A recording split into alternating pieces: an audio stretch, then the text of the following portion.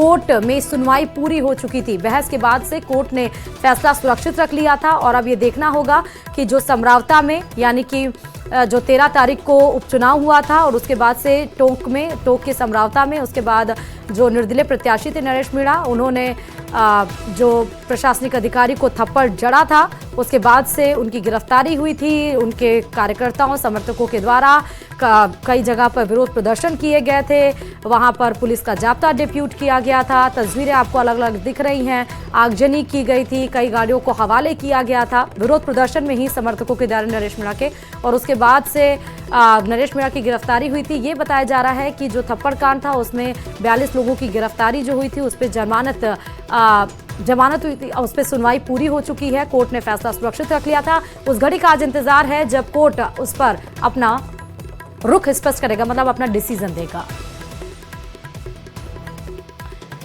और चलिए जालौर से बड़ी खबर है, किसानों का महापड़ाव 17वें दिन भी जारी है, यानी कि 17वें दिन भी जारी है। अपनी मांगों को लेकर किसान डटे हुए हैं, पीछे हटने को तैयार नहीं है। महापड़ाव में अब महिला किसान भी जुटने लगी हैं। किसानों ने प्रधानमंत्री नरेंद्र मोदी से गुहार लगाई है। कलेक्ट्रेट कार्यालय के बाहर किसानों का महापड़ाव 17 दिन भी बीत चुके हैं, लेकिन अभी भी जारी है। जवाई बांध के पानी के लेकर किसानों का महापड़ाव जारी है। सांसद और विधायक के ऊपर वादा खिलाफी का आरोप भी लगाया गया। कई सारे किसानों का 17 दिन हो चुके हैं और प्रदर्शन के कारण उनकी तबीयत भी बिगड़ी।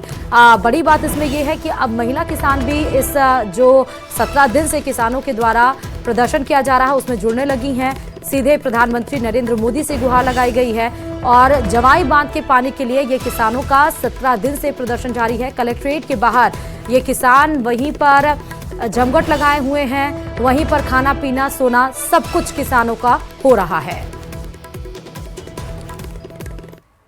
चित्तौड़गढ़ से खबर है, जहां पर सदर निम्बाहेड़ा थाना पुलिस ने नशा तस्करों पर शिकंजा कसा है।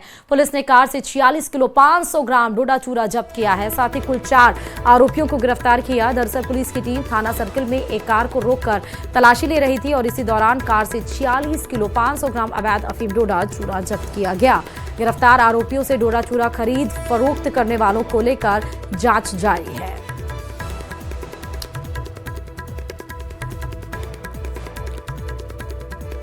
और इधर अजमेर में चोरों के हौसले बुलंद हैं। आए दिन वो चोरी जैसी जघन्य वारदात को अंजाम दे रहे हैं। ताजा चोरी का मामला आदर्श नगर थाना क्षेत्र का है, जहां चोरों ने एडवोकेट के घर में चोरी की वारदात को अंजाम दिया। ताले तोड़कर चोर घर में रखे गहने और नकदी लेकर फरार हो गए। पीड़ित वकील ने मामले की शिकायत आदर्श नगर थाने में दी है। पुलिस मामले की जांच में जुटी है। एडवोकेट संजय गुर्जर ने बताया कि वह पिता की तबीयत खराब होने पर किशनगढ़ गए हुए थे। वापस पहुंचे तो कमरे का ताला टूटा हुआ मिला। घर के अंदर सारा सामान बिखरा हुआ था। अलमारी का लॉकर भी टूटा हुआ मिला। पीड़ित एडवोकेट ने बताया कि चोर नकदी और गहने लेकर फरार हो गए हैं। शिकायत पर पुलिस मौके पर पहुंची, घटनास्थल का मौका मुआयना कर जांच शुरू कर दी। एडवोकेट ने यह भी बताया कि उनके घर पर लगे सीसीटीवी में 2 चोर दिखाई दिए। पुलिस सीसीटीवी के आधार पर चोरों की तलाश में जुटी है। 65,000 नकदी और आधा तोड़ा सोने के मान लिया, आधा तोड़ा के करीब मंगलसूत्र, 2 पायजेब बच्चों की थी, वो लेके गए चोर और करीब सारा सामान बिखरा हुआ था।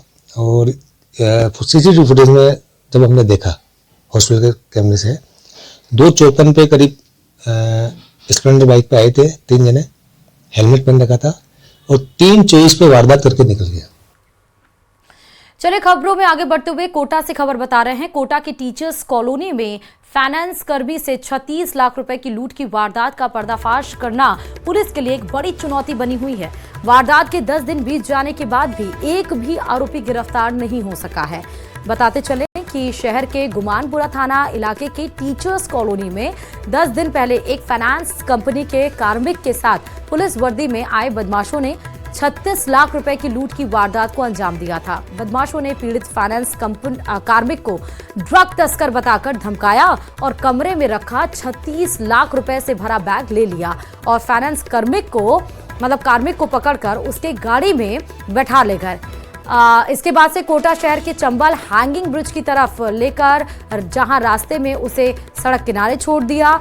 36 लाख की लूट को अंजाम देने वाले बदमाश सीसीटीवी में कैद हो गए हैं। सीसीटीवी के आधार पर पुलिस बदमाशों की तलाश कर रही है, लेकिन हैरानी की बात तो यह है कि अभी तक पुलिस की 10 दिन के बाद भी पुलिस के हाथ खाली हैं। बदमाश हाथ नहीं आए हैं पुलिस के।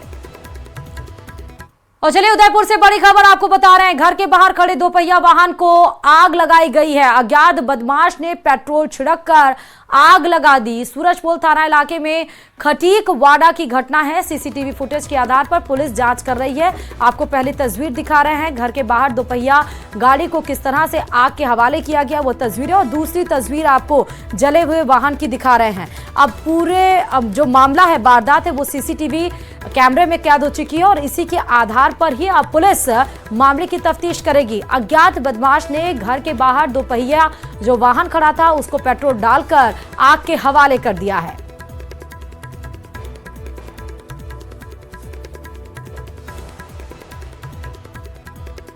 कोटा में मगरमच्छों के लिए चंद्रलोई नदी काल बन गई है। यहां एक के बाद एक मगरमच्छ काल के गाल में समा रहे हैं। मौतों का सिलसिला थमने का नाम ही नहीं ले रहा है। हर कोई हैरान है। उनकी मौत के कारण रहस्यमय बना हुआ है। रिपोर्ट देखिए। ना कोई चोट, ना कोई बीमारी। पोस्टमार्टम रिपोर्ट से बड़ी चिंता। 3 मगरमच्छों की मौत पर सस्पेंस। कोटा की चंद्रलोई नदी, जिसे मगरमच्छों की नदी के तौर पर भी जाना जाता है, सैकड़ों की तादाद में मगरमच्छ इस नदी के अंदर हैं।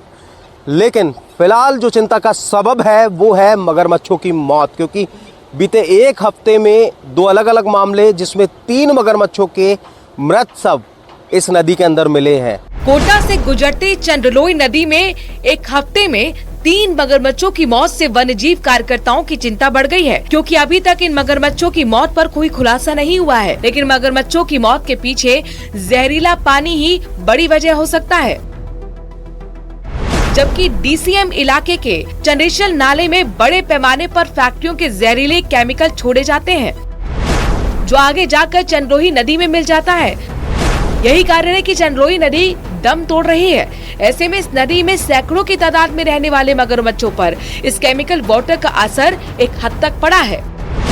केमिकल के प्रभाव से मगरमच्छों का रंग तक बदल गया है। मगरमच्छों का ग्रेनिश ग्रे कलर होता है, जो अब व्हाइटिश ग्रे में बदल चुका है। यहाँ छोड़े जा रहे केमिकल वेस्ट वाटर में इतने बड़े पैमाने पर केमिकल होता है कि आसपास के इलाकों तक दुर्गंध फैली रहती है। यही वजह है कि यहाँ से गुजरते वक्त लोगों को मुंह पर मास्क लगाना पड़ जाता है। ऐसे में जो पानी में मिलता होगा तो जलीय जीवों पर जान का संकट तो आना ही है। पर्यावरणविद और लंबे समय से इन जीवों पर काम कर रहे एक्सपर्ट मगरमच्छ की मौत के पीछे संदिग्ध जहर को जिम्मेदार ठहरा रहे हैं।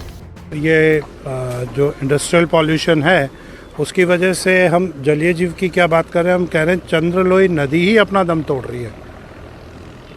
एक बड़ा उद्योग यहाँ पर है, उसका पॉल्यूशन है।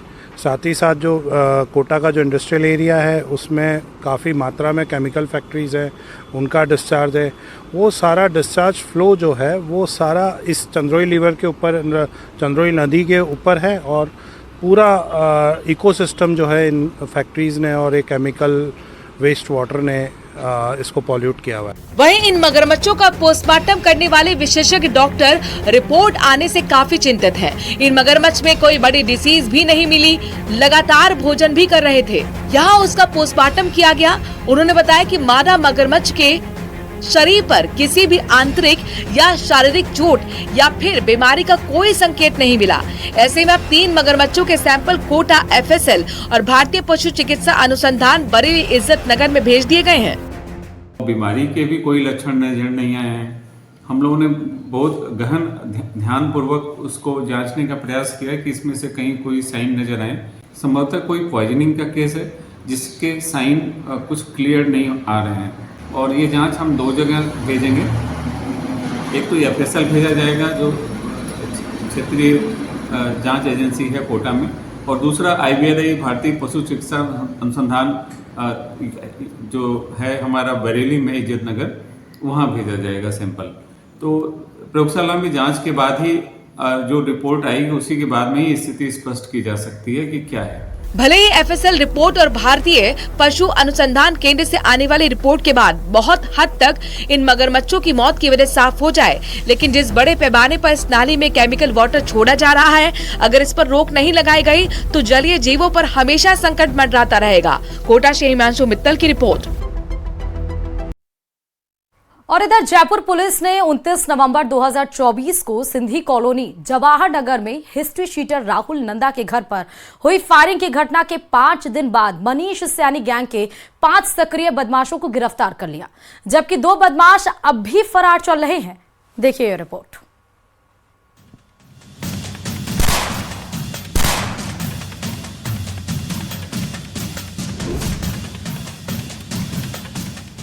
हिस्ट्री शीटर राहुल नंदा के घर फायरिंग का मामला।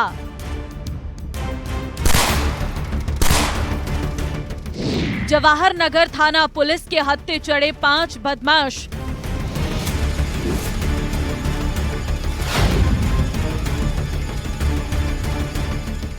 मनीष सैनी गैंग के बदमाशों ने की फायरिंग।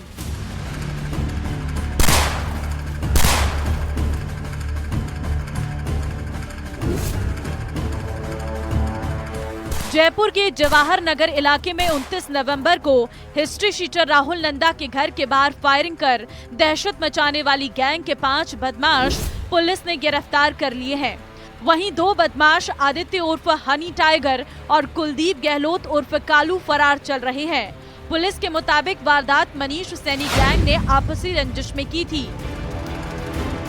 जानकारी के मुताबिक फायरिंग केस में शामिल 7 आरोपियों में से 4 हिस्ट्री शीटर हैं। 5 आरोपियों को अभी तक इसमें गिरफ्तार कर लिया गया है।